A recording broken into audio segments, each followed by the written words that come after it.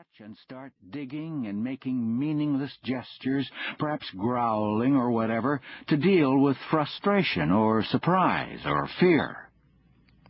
And a great deal of laughter is induced by fear. I was working on a funny television series years ago. We were trying to put a show together that, as a basic principle, mentioned death in every episode, and that this ingredient would make any laughter deeper without the audiences realizing how we were inducing belly laughs. There's a superficial sort of laughter. Bob Hope, for example, wasn't really a humorist. He was a comedian with very thin stuff, never mentioning anything troubling. I used to laugh my head off at Laurel and Hardy. There's terrible tragedy there somehow. These men are too sweet to survive in this world and are in terrible danger all the time. They could be so easily killed. Even the simplest jokes are based on tiny twinges of fear, such as the question, "What's the white stuff in bird poop?" The auditor, as though called upon to recite in school, is momentarily afraid of saying something stupid. When the auditor hears the answer, which is, "That's bird poop too," he or she dispels the automatic fear with laughter. He or she hasn't been tested after all. Why do firemen wear red suspenders? And why did they bury George Washington on the side of a hill? And on and on.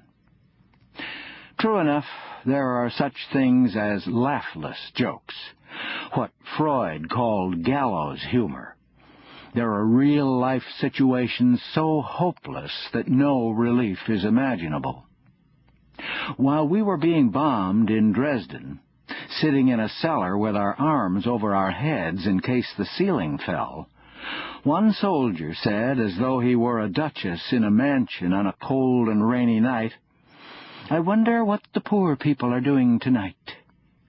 Nobody laughed, but we were still all glad he said it. At least we were still alive.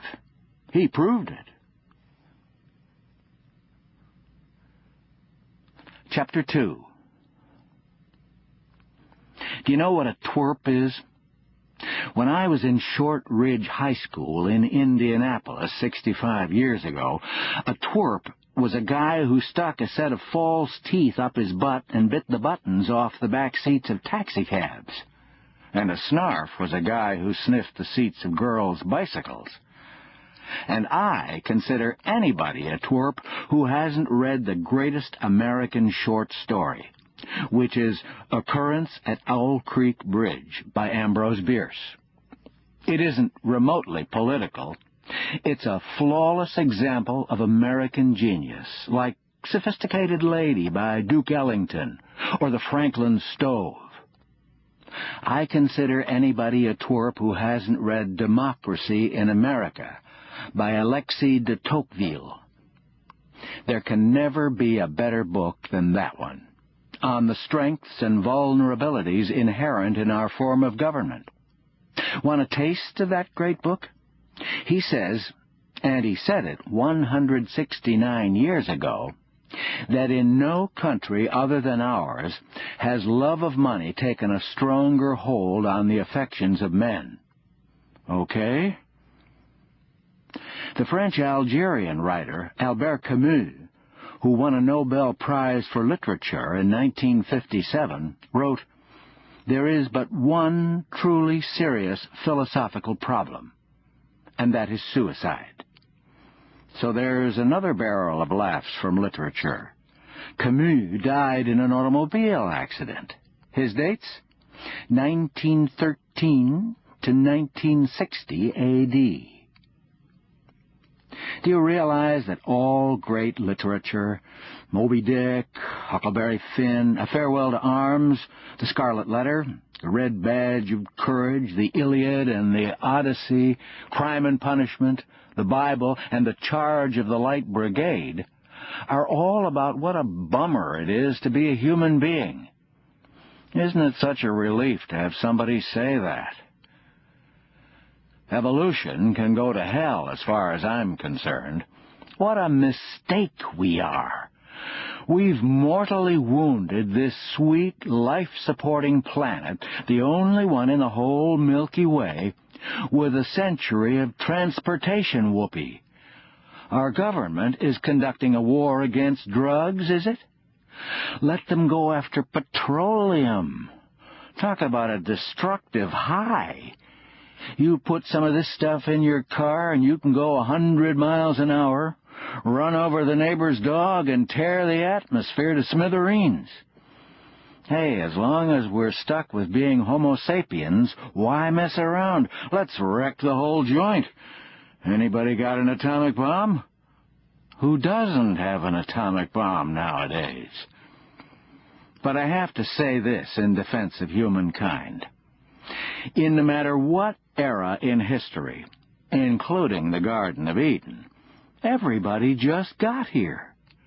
And except for the Garden of Eden, there were already all these games going on that could make you act crazy, even if you weren't crazy to begin with.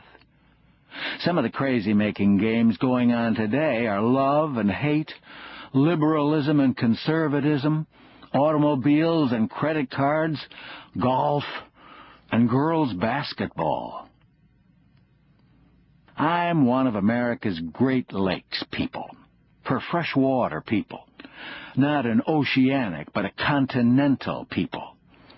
Whenever I swim in an ocean, I feel as though I'm swimming in chicken soup. Like me, many American socialists were freshwater people. Most Americans don't know what the socialists did during the first half of the past century with art, with eloquence, with organizing skills to elevate the self-respect, the dignity, and political acumen of American wage earners of our working class. That wage earners without social position or higher education or wealth are of inferior intellect is surely belied by the fact that two of the most splendid writers and speakers on the deepest subjects in American history were self-taught workmen. I speak, of course, of Carl Sandburg, the poet from Illinois, and Abraham Lincoln of Kentucky, then Indiana, and finally Illinois. Both, may I say, were continental freshwater people like me. Another freshwater person, and splendid speaker, was the Socialist Party candidate Eugene Victor Debs, a former locomotive fireman who had been born to a middle-class family in Terre Haute, Indiana. Hooray for our team! Socialism is no more an evil word than Christianity. Socialism no more prescribed Joseph Stalin and his secret police and shuttered churches than Christianity prescribed the Spanish Inquisition. Christianity and socialism alike, in fact, prescribe a society dedicated to the proposition that all men, women, and children are created equal and shall not starve. Adolf Hitler, incidentally, was a twofer. He named his party the National Socialists, the Nazis. Hitler's swastika wasn't a pagan symbol, as so many people believe. It was a working person's Christian cross, made of axes, of tools. About Stalin's shuttered churches and those in China today, such suppression of religion was supposedly justified by Karl Marx's statement that religion is the opium of the people. Marx said that back in 1844, when opium and opium derivatives were the only effective painkillers anyone could take. Marx himself had taken them.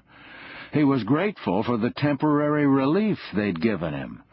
He was simply noticing, and surely not condemning, the fact that religion could also be comforting to those in economic or social distress. It was a casual truism, not a dictum.